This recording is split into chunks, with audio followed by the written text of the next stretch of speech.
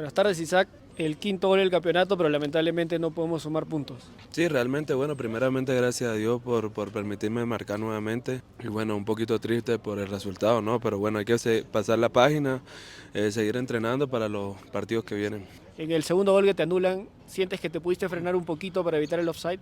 Sí, tal vez sí, pero son jugadas muy rápidas. Creo que tal vez si de pronto Mansa me la da antes también podía ser, pero bueno, no se dio y bueno, ahora pasar la página y entrenarnos bien esta semana para los partidos que vienen, la verdad. ¿Sientes que estabas viviendo tu mejor momento en lo que va la temporada? Pues siempre me exijo más, creo que puedo dar mucho más, esperemos que podamos lograr cosas importantes acá en el club y bueno, seguir escalando posiciones, seguir ganando y seguir entrenando fuerte, la verdad.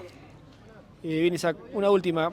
¿Qué pasó en la Gresca, que estaba cerca de la banca? No sé si tú pudiste verlo. No, realmente no vi nada, no vi nada, no sé qué sucedió, estaba ahí más bien concentrado en el partido y bueno, lo que pasa afuera ya no vi, la verdad. Bien, Isaac, muchas Vale, gracias. muchas gracias a ti.